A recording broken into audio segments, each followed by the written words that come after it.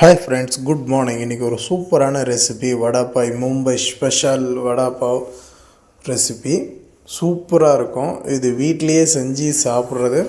நாங்கள் இது வெளியே வாங்கி அதிகமாக சாப்பிட மாட்டோம், மோஸ்ட்லி வீட்லேயே செய்வோம். அவ்வளோ சூப்பராக இருக்கும் வீட்லேயும். இது 2 சட்னியும் பண்ணியிருக்கேன். வேர்க்கடலை கார்லிக் சட்னியும் பண்ணியிருக்கேன். அடுத்தது க்ரீன் சட்னி எல்லாமே ஹோம்மேட் வீட்லேயே பண்ணது. அடுத்தது அதில் வைக்கிற ஸ்டப் போண்டா அதுவும் உருளைக்கிழங்கு போண்டா அதுவும் வீட்டில் தான் பண்ணியிருக்கேன். ஃபுல் ரெசிபி இதில் இருக்குது, நீங்கள் பார்த்து கற்றுக்குங்க.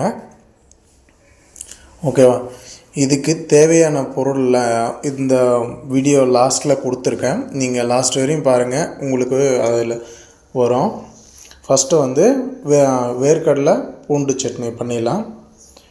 பூண்டு, காஞ்ச மிளகா, எள், தேங்காய், ட்ரை கோகோனட், காய்ந்த தேங்காய் போட்டு நல்லா ரோஸ்ட் பண்ணிக்கிட்டணும்.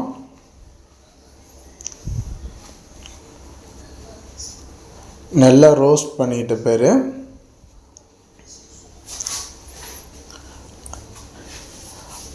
அடுத்தது வேர்க்கடலையை தனியாக இது கூட இல்லை, தனியாக ஒரு இடத்துல ரோஸ்ட் பண்ணிவிட்டு தோல் எடுத்துகிட்டு இதை கூட ஆட் பண்ணிக்கோங்க.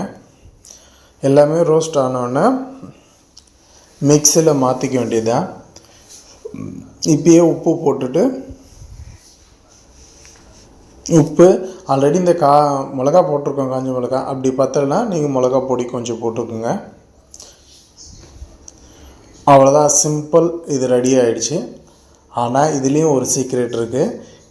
இந்த சட்னி கூடவே கொஞ்சோண்டு வெள்ளைத்தூளும் சேர்க்கணும். ஒரு டேஸ்ட்டு சூப்பராக இருக்கும், நல்லா எடுத்து கொடுக்கும்.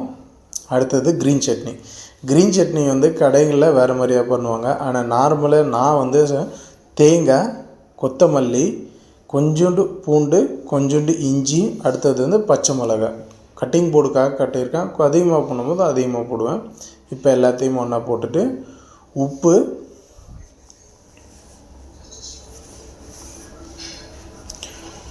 இந்த சட்னிக்கு தேவையான அளவுக்கு உப்பு போட்டுற வேண்டியதான். போட்டுட்டு இது நல்லா பேஸ்ட்டாக அரைச்சிடணும். இதில் எலுமிச்சைப்பழம் சாறு விடனா அவ்வளோதான், இந்த சட்னி ரெடி. இதுலேயும் ஒரு பிஞ்ச் சுகர் கண்டிப்பாக ஆட் பண்ணிக்கோங்க. டேஸ்ட் நல்லா சூப்பராக இருக்கும்.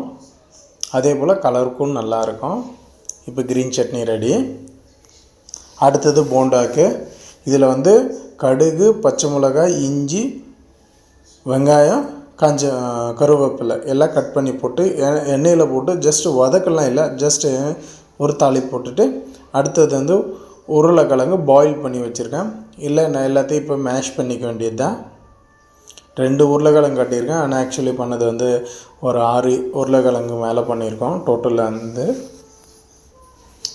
இங்கே பாவு 6 வீக்ஸ் இருக்கும் ஒரு பாக்கெட்டில், அதுக்கு பண்ணது இது. அடுத்தது இது வேர்க்கடலையை ரோஸ்ட் பண்ணால அதையும் கொஞ்சம் க்ரஷ் பண்ணி இதில் போட்டுக்கிட்டோம். இடையில அந்த போண்டா சாப்பிடும்போது இடையில இது சூப்பராக இருக்கும். அடுத்தது எலுமிச்சைப்பழம் சாறு,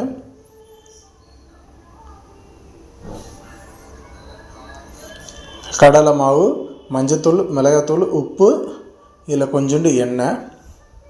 அடுத்தது இது கூடவே இதனோடவே கொஞ்சோண்டு 1 ஸ்பூன் ரைஸ் பவுட்ரு ஆட் பண்ணிக்கணும். அடுத்தது ஷைனிங்காக வர்றதுக்கு கொஞ்சோண்டு கார்ன்ஃப்ளோர்னுவாங்க, அந்த மாவு கொஞ்சம் ஆட் பண்ணிங்கன்னா நல்ல சூப்பராக வரும் ஃபினிஷிங். இப்போ ரைஸ் பவுடரும் கார்ன்ஃப்ளோரும் சேர்ந்துருக்கேன்.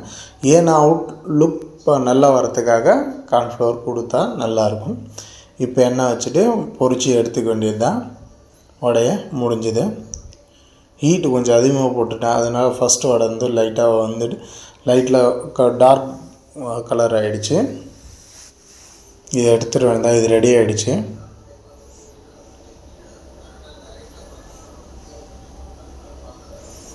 அடுத்தது இப்போ ஃபுல் செட்டிங் பண்ணிவிட்டு வந்தேன். இந்த சட்னி நம்ம பண்ண சட்னி.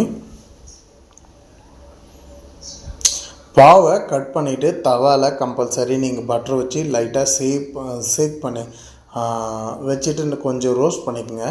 அப்போது உடனே சுடு நான் அதை எடுத்து சாப்பிட்டா இன்னும் நல்லா டேஸ்ட்டாக இருக்கும். பட்டர் கூட அது நல்லா ரோஸ்ட் ஆனால் இன்னும் டேஸ்ட் அது நல்லாயிருக்கும். க்ரீன் சில்லி வந்து ரோஸ்ட் பண்ணுறது எப்படின்னா, முதல்ல க்ரீன் சில்லி சென்டராக கீறிட்டு அதில் வந்துட்டு உள்ளே இருக்க விதையை எடுத்துகிட்டு அதுக்குள்ளே உப்பு வச்சுட்டு அப்புறம் எண்ணெய் தவாவில் எதனா வச்சுட்டு லைட்டாக எண்ணெய் ஊற்றி இப்போ ஷேக் பண்ணல சூப்பராக ரோஸ்ட் ஆகிடும். அதுபோல் பண்ணால் நல்ல டேஸ்ட் கொடுக்கும். இதுக்கு ஃபுல் ரெசிபி இப்படி தான் இருக்கும். சூப்பராக ரெசிபி நீங்கள் வீட்லேயே பண்ணலாம். சிம்பிளாக சூப்பராக இருக்கும். ஓகே ஃப்ரெண்ட்ஸ், ஓகே, இதை ட்ரை பண்ணிவிட்டு எனக்கு கமெண்ட் பண்ணுங்கள், சப்ஸ்கிரைப் பண்ணுங்கள் ஃப்ரெண்ட்ஸ். ஓகே, பாய், தேங்க்யூ.